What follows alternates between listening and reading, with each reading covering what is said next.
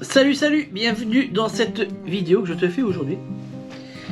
Et il faudra que je pense à un moment donné à changer ma première phrase d'accueil, parce que ça fait quand même un paquet de temps que je fais la même.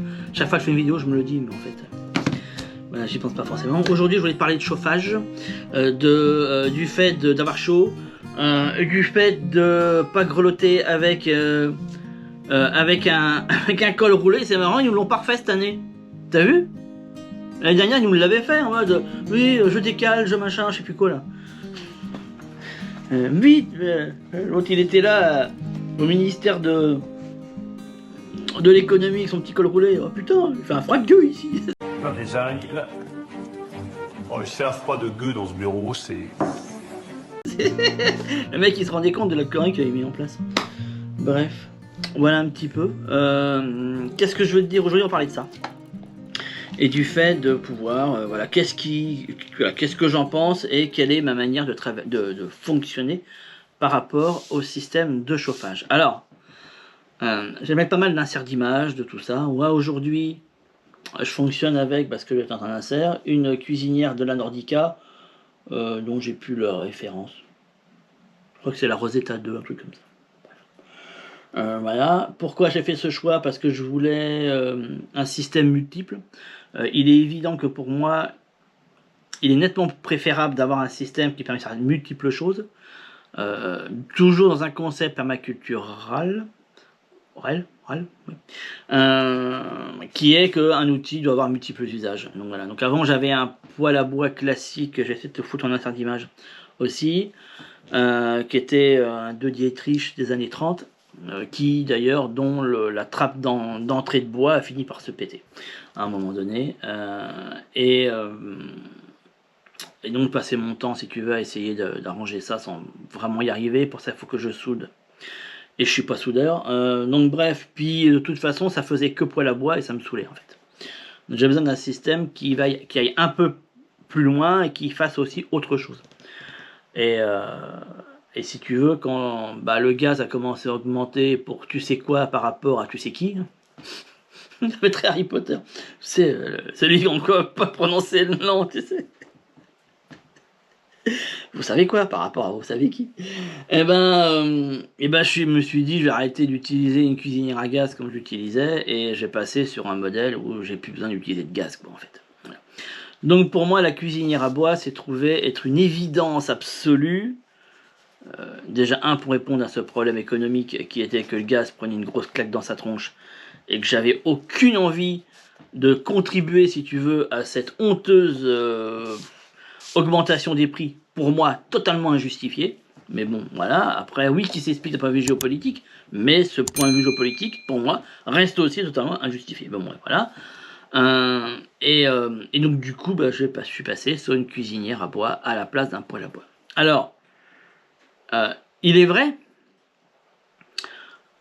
que depuis, si tu veux, la guerre en Ukraine, nommons-la, nommons le nom interdit, quoi. Depuis la guerre en Ukraine, beaucoup de personnes se sont dit tiens, le bois c'est peut-être une solution pas con. Et c'est vrai, après ça dépend des régions, parce qu'il y a des régions où le ster de bois, je crois qu'on dit un ster de bois, ouais, c'est ça. Le ster de bois dépasse les 100 €, déjà d'office, et d'autres où c'est pas le cas. Bon. Donc déjà, toutes les régions ne sont pas, sont pas équivalentes en termes de prix. Ce qui se joue généralement par rapport à l'espace forestier disponible. Voilà. Plus une région est forestière, plus le prix du bois est faible, plus il faut le faire venir d'ailleurs, et donc plus ça vient cher.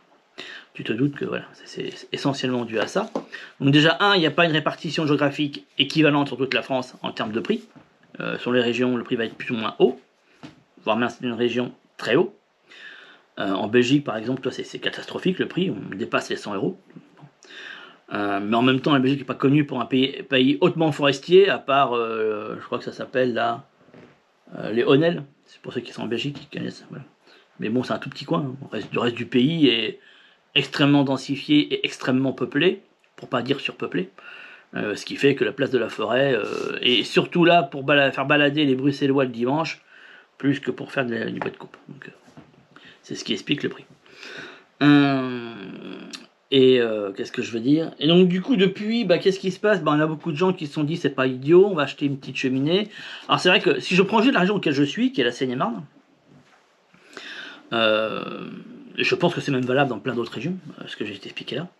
Eh bien, la chose était la suivante. La cheminée était utilisée comme feu d'agrément. D'ailleurs, c'était comme ça, je me rappelle, j'avais eu l'erreur, j'avais fait l'erreur fondamentale d'aller dans une boutique qui vend des poêles à bois, voilà, bon. Et puis aussi des poêles à peler, je vais y venir. Et je cherchais une cuisinière, et je cherchais à comparer les modèles, donc forcément j'ai été reçu comme d'habitude, si tu veux. Voilà, je fais une demande que personne ne fait, donc le vendeur n'était même pas au courant de ce qui existait, nous n'avions aucune connaissance sur les cuisinières à bois, enfin, il l'ignorait complètement, d'ailleurs personne ne lui en commandait jamais, donc voilà, il était là, un peu emmerdé. Il me dit, vous êtes sûr que vous voulez pas un poêle à peler, parce que tout le monde prend ça, donc je dis, non, certainement pas même, enfin, je pense que même absolument pas. Donc bref, paumé complet, ce qui fait qu'en fait il m'a servi à rien, puis j'ai fait mes recherches pour moi-même. Donc voilà, bon, ça, si tu veux, je commence à avoir l'habitude, hein, donc c'est quelque chose qui est récurrent pour tous les choix que je fais. Et que donc ce qui se vendait majoritairement, ce sont des poêles à peler, et aussi des inserts qui servent en fait d'agrément. Alors je m'explique agrément, ça veut dire en fait tu commandes un peu de bois, généralement une stère ou deux, et ça permet de dimanche quand soit tu reçois du monde, ou tu as envie, voilà, faire une petite flambée, ce qu'on appelle la petite flambée, qui permet de mettre de l'ambiance. En fait, si tu veux, c'est vraiment un peu en mode, voilà, t'allumes la télé sur Netflix et puis tu mets le feu de cheminée, t'as la chaîne, hein, exprès.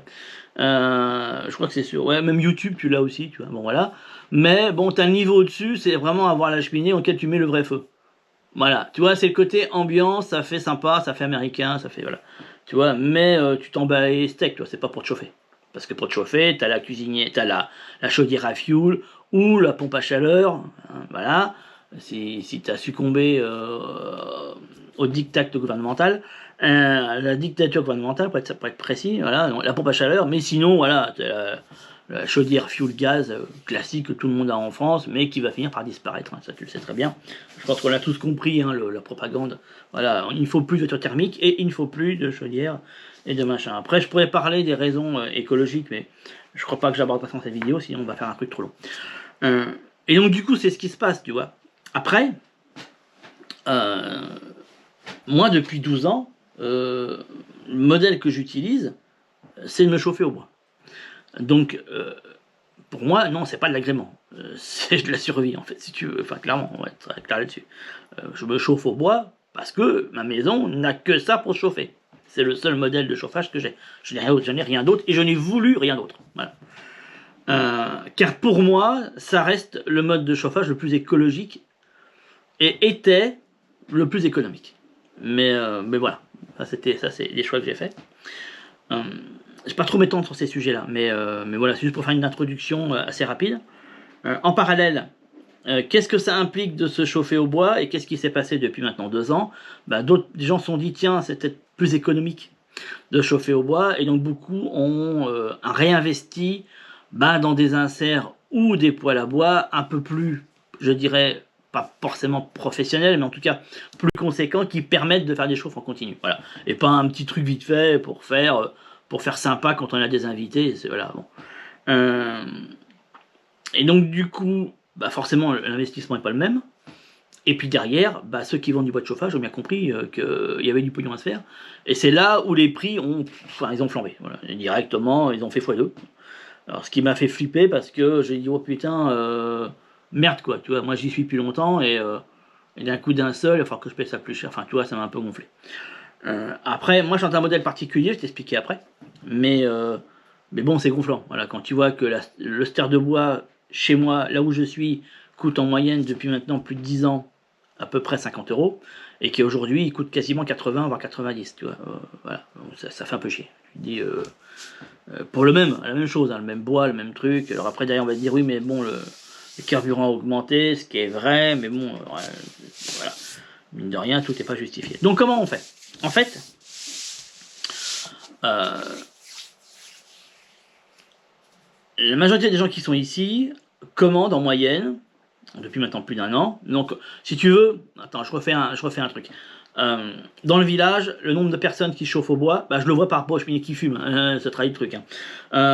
Il y a à peu près 15%. Voilà, 15% des gens qui se chauffent au bois. Le reste, j'en ai aucune idée. Bon, l'autre voisin le plus direct, je sais qu'il a installé une pompe à chaleur, parce qu'il me l'a rabattu les oreilles. J'ai bien compris. Bon, mais pour le reste, non, j'en ai aucune idée. Donc je ne sais pas te dire. Mais à peu près 15% de l'ensemble du village, qui est un village qui fait 1500 habitants, un truc comme ça. Voilà, bon, c'est pas fou, d'accord. Bon. Quelle est la commande de bois qu'ils font? En moyenne 15 terres. Ils sont entre 12 et 15 terres par an pour chauffer. Ici, il fait un temps dégueulasse pourri, à peu près 6 mois par an, pour être très clair. Moi, en tout cas, c'est comme ça que je l'estime. Et vraiment, un froid compliqué, 3 mois par an. Enfin, ce que j'appelle compliqué. Bon, pour quelqu'un qui vit en montagne, c'est pas si compliqué que ça, mais bon, voilà. Donc 6 mois de temps dégueulasse, 3 mois de froid vraiment, voilà. Donc en gros, il faut prévoir, si tu veux, 3 mois de véritable chauffe, et 3 mois de chauffe intermédiaire, où tu chauffes un peu le soir, et la journée pas forcément, tu vois, un petit peu, voilà. Donc j'ai 3 mois de chauffe en continu, si tu préfères, voilà, où ça s'arrête pas. C'est en continu. Et là, en ce moment, je suis dedans. Je suis clairement dans cette phase où les allumes-feu, je les utilise plus. Non, je fais des économies d'allume-feu, je fais pas des économies de bûches. Hein. Parce que voilà, ça tourne H24 pendant 3 mois et ça va commencer à s'arrêter quasiment fin février pour moi. Voilà. Donc t'imagines un peu. Afin d'obtenir une température ressentie au sol autour de 17 degrés et au plus au-dessus autour de 22-23 degrés. Voilà, si tu veux, la différence est là. Le chauffage au bois ne fait pas une chaleur, si tu veux, homogène. Malheureusement, il fait chaud en haut et il fait froid en bas. Voilà comment ça fonctionne. Après, tu as des systèmes d'hélice à inertie, je sais pas si je mettrai d'insérer en image, que j'ai testé et que j'ai refourgué direct parce que c'était pour moi de la grosse merde. Enfin, c'était pas intéressant pour l'espace que j'ai. Je pense que c'est peut-être intéressant pour l'espace plus grand, mais moi, c'est pas mon cas. Voilà un petit peu. Donc, en moyenne, ça va être ça. Et ce que je viens de t'expliquer, je sais que pour beaucoup, ça va être compliqué à entendre. Donc là, on passe dans la phase un peu moins fun, tu vois, voilà. N'y voyez aucun jugement dans ce que je vais dire. Déjà. C'est... comment dirais-je mon interprétation des choses et mon ressenti, voilà. Et pas du tout un jugement, si tu veux, voilà, on cherche pas à juger les gens en disant, voilà, vous êtes des cons parce que vous faites ça, et que moi, je suis super intelligent parce que je fais autrement, tu vois, c'est pas comme ça qu'il faut le prendre. Mais je voulais juste apporter des faits. Je te dis, la majorité des gens, entre 12 et 15 terres par an. Je t'ai dit, aujourd'hui, la ster acheté, les gens prennent en moyenne des bûches de 33 cm qui correspondent à leur système de chauffe. Moi, c'est pas mon cas, je t'expliquerai après. Et ça leur coûte, c'est facile, hein. Attends, je vais faire le calcul, excuse-moi, je suis pas matheux, hein. Donc je ne saurais pas peut-être te le faire. On est, là, il est pour cette année à 85 €, multiplié par, on va dire, au plus bas, par 12, on est donc à 1000 € de bois par an. Voilà combien ça leur coûte. 1000 € de bois. Pour chauffer tout l'hiver. Avec, bien sûr, comme c'est des pavillons dits modernes, ça veut dire qu'ils sont aux plus anciens autour de 1960, pour les plus anciens. Pour les plus récents, plutôt aux années 80, 90. Donc du coup, avec les systèmes, si tu veux, voilà, de ces années-là, et les systèmes d'isolation de ces années-là. Donc laine de verre, parpaing, enfin t'as compris.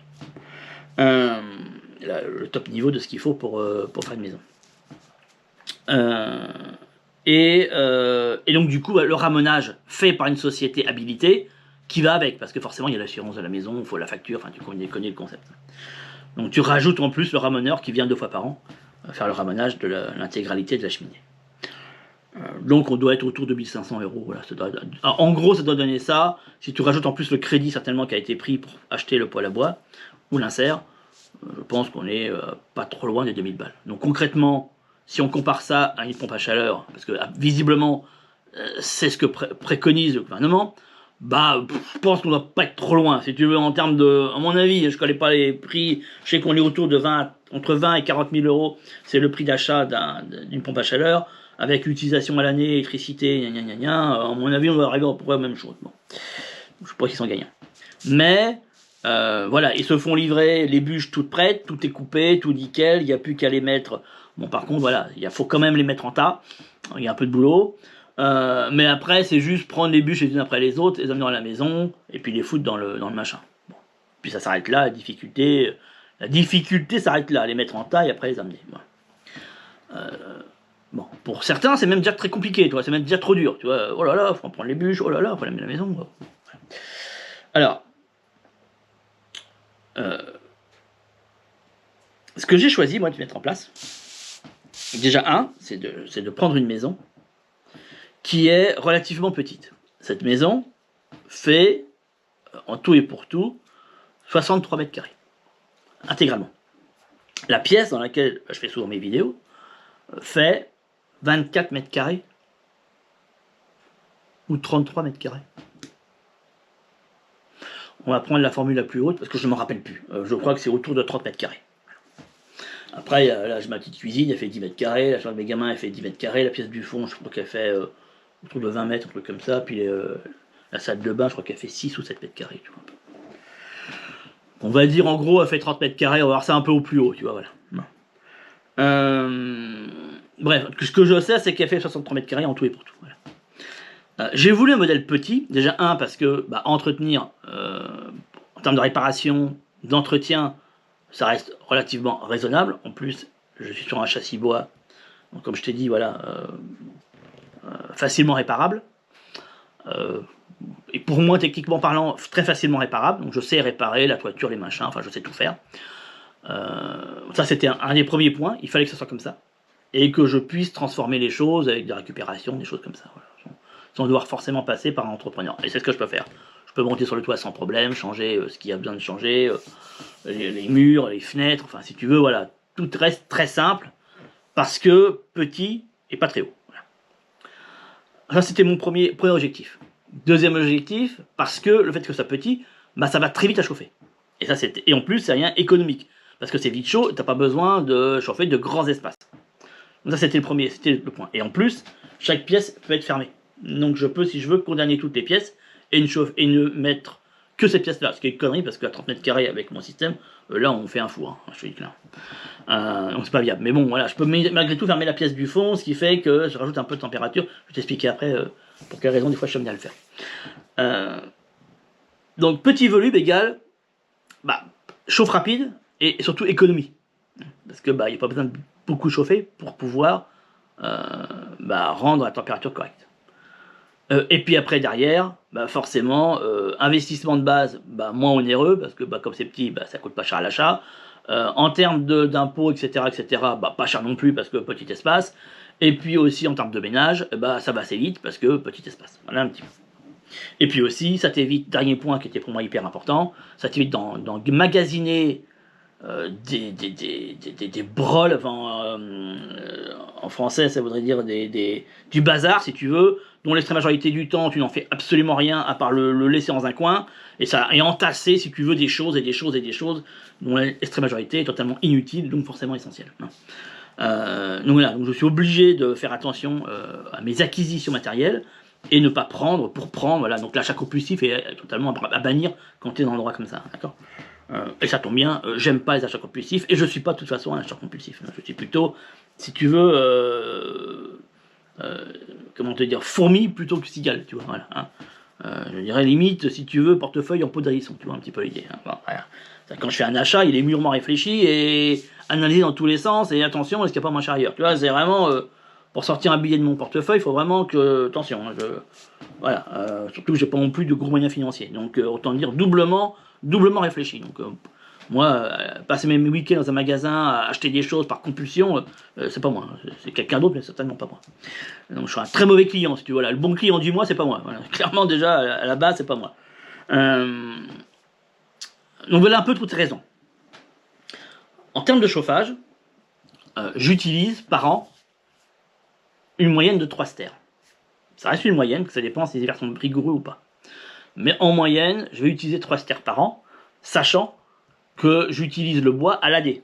Parce que en hiver, j'ai utilisé ici pour chauffer, mais quand je chauffe, c'est le même bois qui va être utilisé pour cuisiner et puis utiliser aussi le four. Donc c'est pas une consommation supplémentaire, d'accord, mais c'est la même. Donc quand même une économie. Mais en été, bah, la cuisinière elle est éteinte, tu te doutes bien, parce que ici, laisse tomber. Hein, et c'est ma cuisine d'été qui prend le relais qui est dehors. Et qui fonctionne aussi au bois. Donc je continue à utiliser du bois en été pour cuisiner. Donc je suis autour de 3 bons stères bien tassés à l'année. Bien que voilà, c'est du barbecue que je fais, tu vois, enfin bon voilà. Par jour je vais utiliser une bûche pour chauffer, enfin tu vois ce que je veux dire, ça reste très raisonnable en été. Mais malgré tout je continue à utiliser du bois en été. Parce que mon modèle de chauffe pour m'alimenter est à 98% du temps du bois. Voilà. Clairement, le gaz, aujourd'hui, la gazinière ne me sert plus. En fait, elle est totalement inutilisée. Et j'utilise encore une bouteille de gaz pour alimenter un frigo, qui est alimenté au gaz. Et qui n'est pas branché tout le temps, qui est branché à des moments bien précis. Voilà. Je ne sais pas si je reviendrai là-dessus ou pas. Mais bon, c'était plus pour donner l'exemple. Donc là, 3 stères bien tassés par an, qui me reviennent, je vais te dire exactement à combien. Parce que je suis... Voilà, et pour cette année, à 72 €. Voilà, pour cette année, ça m'a coûté 72 € pour me chauffer. Enfin, pour prendre le bois pour l'année. Sachant que c'est pas ce que je fais du tout. Donc je ne fais jamais rentrer 3 stères, mais je fais toujours rentrer 5 stères. Et donc du coup, tu te doutes, il me reste 2. L'objectif est d'avoir un stock, c'est ce que j'ai d'ailleurs. Donc tous les ans, bah, ça remplit le stock et ça permet d'avoir une avance dans le cas où. D'accord, bon, voilà. Ce qui se passe, c'est que quand j'ai des hivers ici un peu plus rigoureux, la pièce qui est dans le fond, je la ferme parce qu'après, bah, j'ai un peu plus de mal à monter, voilà, bon, aux températures correctes. Bon, la nuit, parce que la nuit, je baisse fortement le chauffage pour ne pas avoir à me relever dans la nuit pour charger. Donc je charge complètement, ce qui n'est pas forcément idéal, mais bon. Et ça tient jusqu'au petit matin, voilà. Donc forcément, en plein hiver, quand dehors il fait -4, -5 jusqu'à -10, ce qui est rare ici qu'il fasse -10, mais bon, quand ça peut arriver, -4, -5, -6, au petit matin, il fait à peu près 16 degrés dans la pièce. Tu vois, voilà. Ce qui fait que si je laisse la pièce du fond ouverte, bah, j'arrive pratiquement à 13 degrés. Donc là, ça commence un petit peu à, si tu veux, à piquer. Donc en fermant la pièce du fond, qui est d'ailleurs la pièce la moins bien isolée de toute la maison. Ça a été fait avec de la lettre de verre. Donc c'est dégueulasse au plus haut point, quoi. Mais bon, je me suis toujours fait chier de le refaire, donc je laisse comme ça en fait. Peut-être qu'un jour je m'en occuperai, mais bon, c'est des investissements que je n'ai pas, de toute façon aujourd'hui, pour faire ça. Donc je laisse ça comme ça. Donc je la ferme si tu veux, et ça me permet de maintenir un peu plus de chaleur. Mais vraiment quand il fait très froid, donc généralement c'est 3 semaines par an, tu vois. Ça me donne ça, hein. En gros, hein, 3 semaines par an. Voilà. Puis quand j'ouvre la pièce dans le fond, bah, il fait 0 degré dedans. Donc autant dire, t'as un appel d'air froid qui est assez sympa. Si je dois l'ouvrir ou pas, parce qu'en vrai, bon, c'est pas forcément utile de l'ouvrir. Mais c'est là où je fais mon stock alimentaire. Donc voilà, ça me dérange pas qu'il soit... voilà, c'est mon stock alimentaire. Enfin, la pièce sert essentiellement à ça. C'est une pièce de stockage, en fait. Bon. Ce qui fait que, je t'ai dit, 72 € par an de consommation de bois. Je t'entends parce que tu vas me dire, mais attends, tu as dit que c'était 80 € le bois, comment tu arrives à avoir 5 stères? Alors, les 5 stères me coûtent pas 72 €. C'est le fait de consommer 3 stères de bois par an me coûte 72 €. Alors, comment j'arrive à avoir un prix 3 fois moins cher que tout le monde? En fait, c'est extrêmement simple, parce que toutes les forêts qui sont autour de chez moi sont pour la moitié, enfin maintenant, pratiquement les 3/4, faut quand même le savoir. Des bois qui sont réservés pour les chasseurs, où il y a des lâchers de gibier, où ces pauvres animaux d'élevage, enfin des animaux sauvages, mais pour moi c'est d'élevage, d'accord, habitués à être nourris par l'homme, voilà, on ouvre les cages, on les laisse sortir dans la forêt, et puis on met des tas de bouffe, si tu veux, avec des chasseurs qui arrivent le dimanche ou le samedi, qui se mettent tout autour avec leur gilet orange là, machin, et puis ils les visent, bah oui, les bêtes sont en train de bouffer, donc voilà, et puis ils ont l'impression de chasser. La majorité viennent de Paris. Je vais éviter de polémiquer là-dessus parce qu'après je rentre dans des jugements de valeur et j'ai pas envie de rentrer là-dedans. Mais t'as compris ce que j'en pense. Voilà. Et ça se dit chasseur. Oh, attention, t'as la bestiole en train de bouffer, toi t'es là à 100 mètres avec ta longue vue, puis t'as. Bon bref, puis t'as l'impression d'avoir chassé, bon bref, peu importe. Donc voilà en majorité à quoi servent toutes les forêts qui sont autour de chez moi. Et l'autre, si tu veux, partie, bah, c'est du bois de coupe pour le chauffage. Voilà, c'est l'activité principale des forêts du coin. Et une toute petite partie est en communal, mais vraiment une toute petite partie. Ce qui fait, c'est que moi, depuis que j'y suis, je connais un propriétaire qui a la forêt, et je me suis arrangé avec lui, parce que lui, ça lui casse les couilles. En fait, sa forêt, il l'utilise pratiquement pas, mais par contre, il est tenu d'entretenir. Et ça lui coûte du pognon. Et donc, du coup, je savais que ça lui... Parce qu'il était plein de ça, ouais, ça commence à m'emmerder. Voilà, la DTE, elle casse les couilles, je dois entretenir la forêt. Bon, oui, c'est tout ça en brin, quoi. Bon, ça me coûte tant, et c'est insupportable, machin. Je lui dis, écoute. Et j'ai réussi à embringuer 2-3 personnes là-dedans. On est 4 aujourd'hui à être là-dedans. Je lui dis, écoute, si tu veux, nous, la forêt, on te l'entretient. D'accord? Mais le bois qu'on va couper, on le reprend. D'accord? Je dis ce que t'es d'accord. Bon, comme c'est un briard, je fais pas de dessin sur la brille, hein. Forcément, si tu veux, voilà, ça se négocie. Et donc, j'ai négocié avec lui un prix d'arbres à descendre. Donc, il y a des arbres qu'on marque ensemble. Donc, on fait un tour. Il me dit, voilà, cet arbre-là, il faudrait qu'on le descende. Machin, donc on les marque et on s'entend sur un prix. D'accord? Et après, moi, je reviens avec mes potes. Et puis, on débite tout, quoi. On descend les arbres, on les débite, on fait les bûches. Et après, on charge le tout et puis on se répartit le bois. C'est pour ça que j'arrive à 72 € du ster. Concrètement, c'est un boulot de dingue, hein, je te le dis, hein, c'est un boulot de psychopathe. D'accord? On passe généralement une bonne semaine. Alors le matériel, on a tous, on n'a pas tous le matériel qu'il faut, mais on l'a tous, on se le répartit. Moi j'ai investi dans les tronçonneuses, il y en a qui ont investi dans les fendeuses automatiques, tu vois, enfin pneumatiques. Donc bref, on prend du matériel quand même qui permet d'aller vite. Je dis bien qu'on fait pas ça à la hache à la main, je te le dis, hein, parce que voilà. Et moi, je prends 5 stères de tout ce bordel-là. Voilà. J'en retire 5 stères que je paye. Voilà. C'est comme ça que je fonctionne. Depuis maintenant pratiquement 10 ans. C'est du gros taf. Et je ramène ici. Alors, de temps en temps, tu les vois sur mes vidéos. Peut-être que je te préfère faire des images. Moi, je ramène des troncs. Tu vas les voir. Ils sont, je vais les mettre en image, effectivement. Je les coupe. En fait, on les débite sur du 1 mètre. Donc, on fait des morceaux d'1 mètre. Qu'on fend plus ou moins. Je te cache pas, qu'on fend plus ou moins, voilà, on met le plus gros gabarit, puis on y va comme ça, et après c'est chargé en la remorque, et le tracteur amène tout, voilà. Il y en a un qui a le tracteur, donc il livre tout le monde, et après je finis de débiter ici. Donc après, mes bûches de 1 mètre, je les retarte en 25, parce que dans ce machin, c'est 25 qui rentre dedans. Enfin, c'est du 33, mais ça me casse les couilles, je préfère faire du 25, j'ai moins de pertes. Enfin bon, voilà, c'est un calcul qu'il faut faire à un moment donné pour éviter les pertes. Donc je fais du 25, mais que je débite ici et que je refends ici. Et là, pour le coup, je revends tout à la hache. Mais bon, j'ai pas tout à faire à la hache, j'ai à peu près 20% à refaire à la hache. Voilà. Mais je le fais à la hache. Quand j'ai le temps, ou quand j'ai pas le temps, et que ça me casse vraiment trop les couilles, je le fais pas. Et puis ça me fait des bûches énormes, qui me permettent en plus de tenir la journée aussi. Enfin bon, voilà. Voilà un peu comment je fonctionne, tu vois. Donc ce qui veut dire que, oui, se chauffer au bois est écologique et peut être aussi économique, à partir du moment où t'as pas un putain de poêle dans la main. Voilà. Sinon c'est complexe. Je le cache pas. Voilà. Après, il faut pouvoir le faire, faut vouloir le faire, parce que moi, j'ai souhaité faire ça, si tu veux, jusqu'au bout.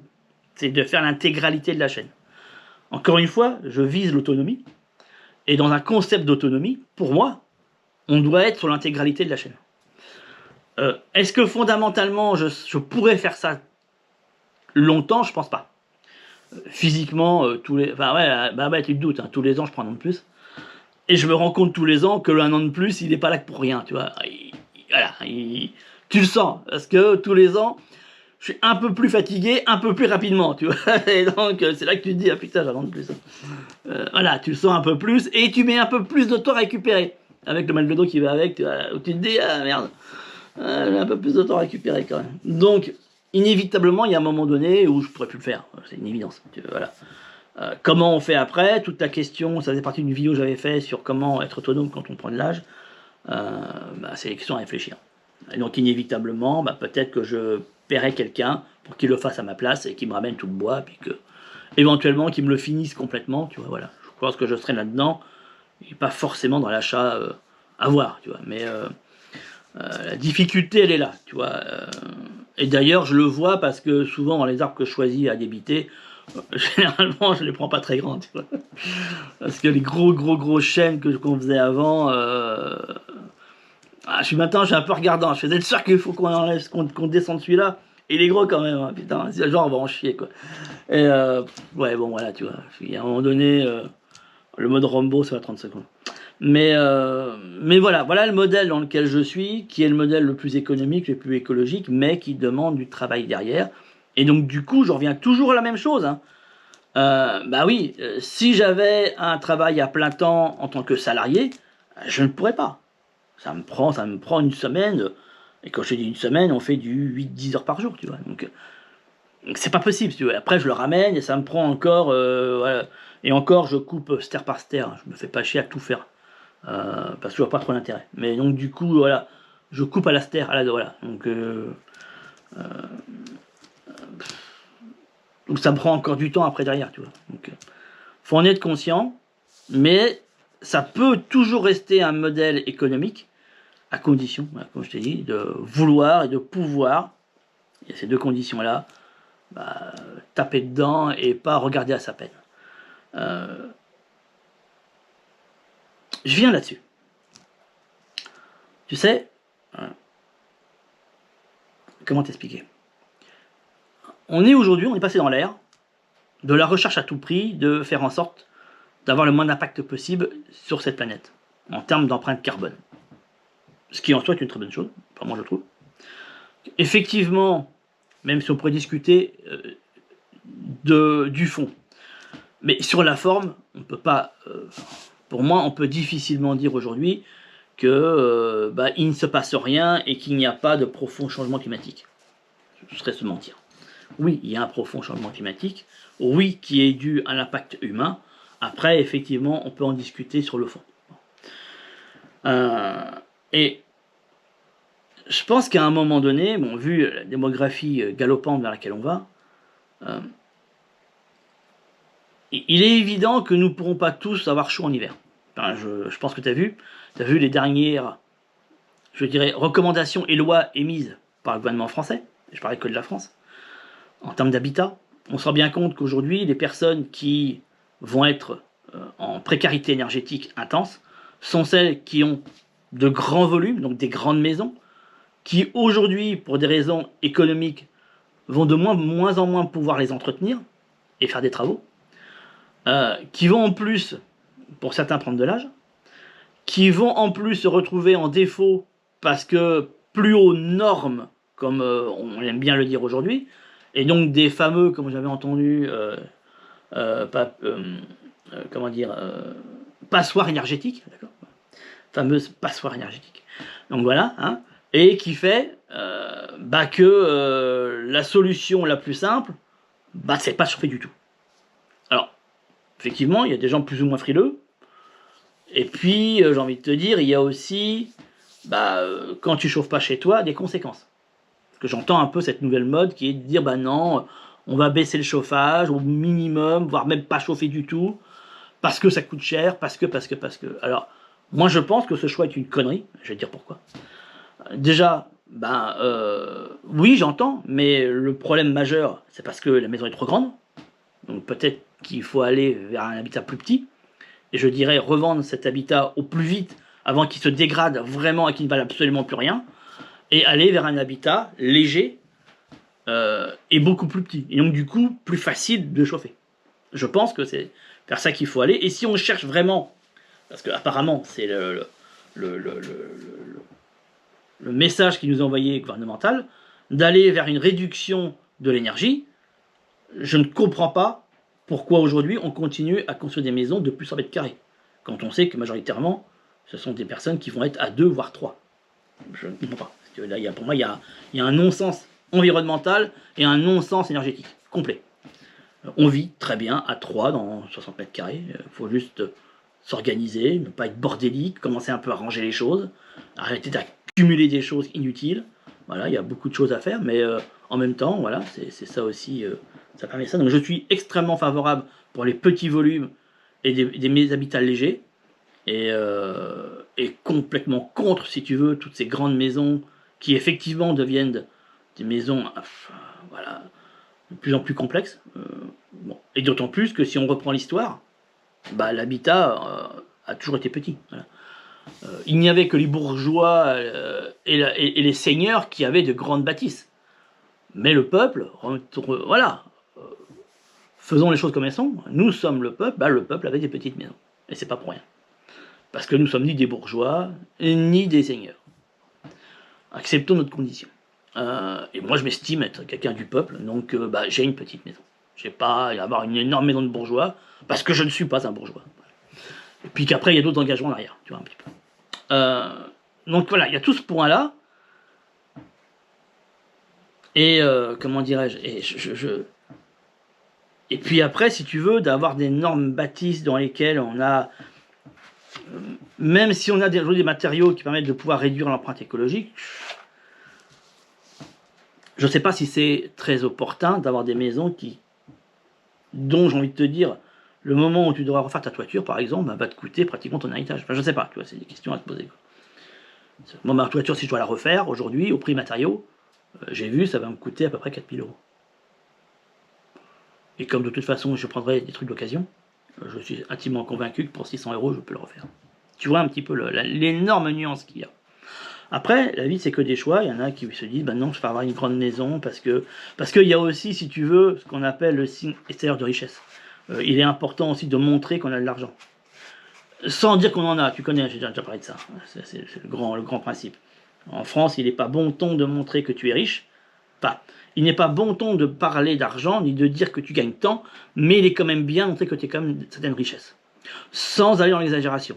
Il y a une sorte de nuance là-dedans qui est compliquée à percevoir, en tout cas pour quelqu'un comme moi, compliqué à percevoir, mais visiblement qui existe, entre j'ai de l'argent, mais je montre que j'en ai pas forcément trop, et j'ai un discours anti-argent aussi. Il y a aussi ça. C'est que j'ai une maison de bourgeois, mais j'ai un discours anti-argent, tout en montrant qu'en fait, j'aime pas l'argent, mais en même temps, je gagne beaucoup. Tu vois un peu, il y a une espèce de non-sens comme ça qui tourne. Non, il faut juste, pour moi, assumer, c'est tout. On assume vers quoi on va, c'est nos choix. Il n'y a pas de bon choix ou de mauvais choix. Il y a des choix et des conséquences de ces choix-là. C'est tout. Et il faut juste les assumer, arrêter de se cacher. À mon sens, en tout cas. Voilà, je ne fais pas la chasse, si tu veux, aux grandes maisons. Je dis juste que ceux qui ont des grandes maisons, vous pelez le cul à l'intérieur en mode col roulé, oh là là, qu'est-ce que coûte sa chère énergie, je pense que c'est un peu con. Et c'est un non-sens par rapport à l'image que l'on veut renvoyer quelqu'un de riche. Quelqu'un de riche, a les moyens de se chauffer. Tu comprends ce que je veux dire? Donc si c'est plus le cas, c'est parce que y a un problème. Et donc du coup, on essaie de le résoudre. Je préfère avoir en résumé, je préfère avoir une petite maison et avoir chaud, que de me dire je me la jouer gros bourgeois, et puis me peler le cul toute la journée avec ma couette et puis mes gros pulls. Tu vois un petit peu, c'est la nuance, pour moi elle est là. Voilà, ou alors, et je pense que c'est peut-être même la décision la plus raisonnable là-dedans, j'arrête d'habiter dans un pays où ça s'appelle du cul. Et puis dans les endroits où il fait quand même vachement plus chaud. Où les hivers sont vachement plus, voilà, avec un principe de 2 endroits.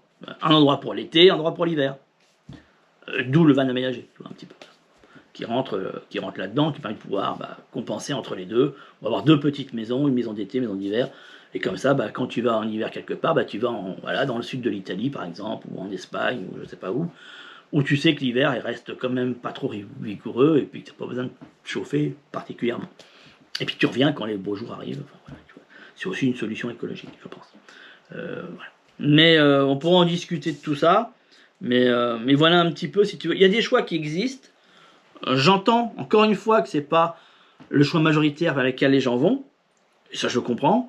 Encore une fois, les choix qui sont faits sont pour moi des choix qui ne répondent pas de ma manière de fonctionner, ni même ma manière de penser. Voilà. Mais j'entends qu'il y en a qui préfèrent faire ça comme ça. Encore une fois, tu vois, il y a des faits, il y a des éléments aujourd'hui qui arrivent, et que les choix qui sont proposés sont, encore une fois, malheureusement, pas ceux qui auraient dû être pris. Mais c'est comme ça, si tu veux. Je pense qu'à un moment donné, beaucoup de personnes vont devoir faire ces choix-là. Ils devront quitter leur maison, aller vers des habitats beaucoup plus petits. Sauf que, ça se fera dans l'urgence, ça se fera dans la panique, ça se fera dans les pleurs, tu vois ce que je veux dire? C'est dommage. Ça se fera parce que leur maison ne vaudra plus un clou et puis qu'elle sera vendue pour le prix de la démolition.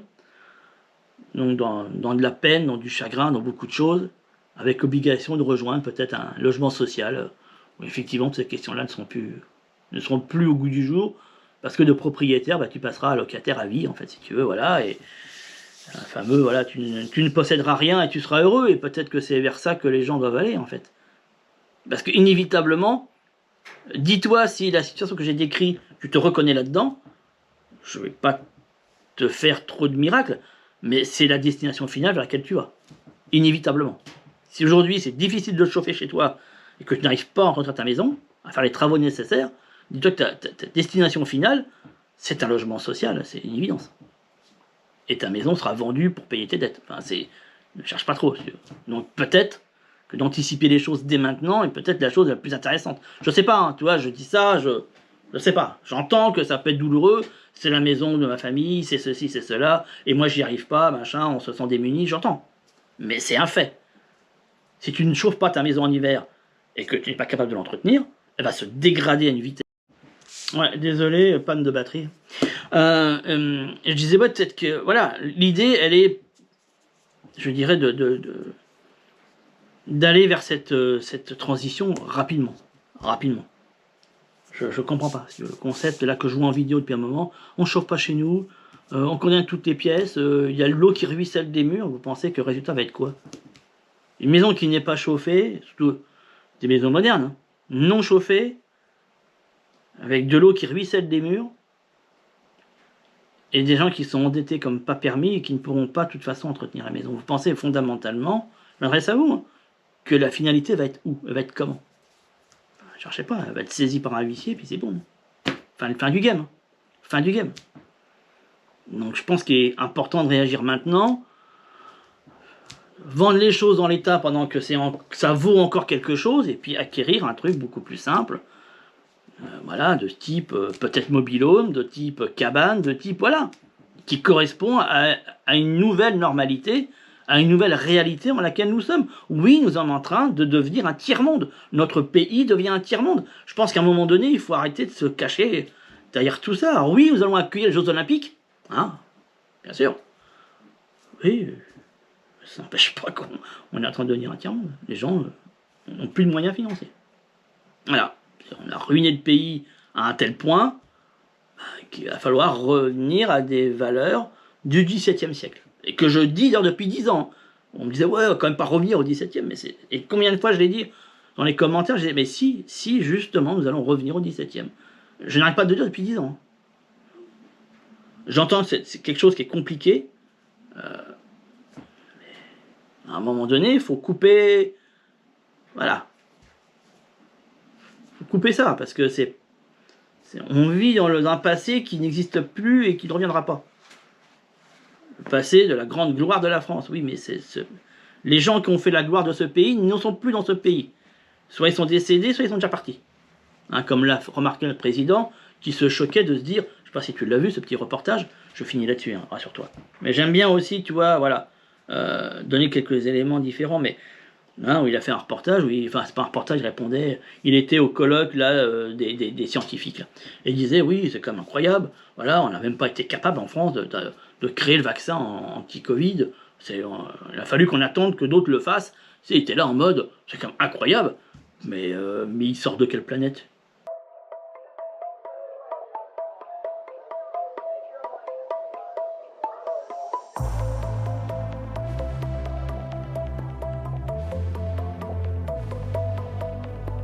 Nous avons vécu des moments difficiles ces dernières années aussi. Je ne peux pas vous dire que le fait que la France ait guetté la découverte d'un vaccin et qu'elle l'ait cherché chez les voisins fut le signe d'une formidable santé et justifie quelques triomphalismes de notre part. Alors certes, vous pouvez se dire, c'est dans les deux sociétés qu'il avait découvertes, il y avait un Français, c'est vrai, Moderna. Et certes, je dirais plus encore, parce qu'il y a une forme d'étrange défaite, le principe même de l'ARN messager, ce sont des Français. D'ailleurs primés pour cela, qui l'avaient découvert. La question, c'est comment à un moment donné, on a perdu le fil et on n'a pas réussi à garder chez nous, en tout cas, pour être au cœur de cette compétition. Ça fait des années qu'on n'arrête pas de dire que les gens qui sont riches, on n'en veut pas en France, on veut plus de capitalistes, on veut plus de ceci, on veut plus de cela, et puis que les têtes pensantes, on les paye au lance-pierre. Ben, ils sont déjà tous barrés, hein, faut pas croire, hein. Ça se trouve, dans l'eau, il y a des Français, hein. Mais ils sont cassés. On dit, c'est bon, dans un pays où tu es renié, où tu es rejeté, où tu es jugé, et en plus, où t'as aucune, j'ai envie de dire, aucun avenir, voilà, professionnel, moi je me casse, quoi. Et c'est ce qu'ils ont tous fait, hein. Faut être conscient de ça aussi. Toutes nos têtes pensantes sont plus en France depuis très longtemps. Depuis très longtemps. Ils sont barrés, hein. On s'étonne. Ben non. Non, donc la gloire du passé venait de gens qui savaient réfléchir.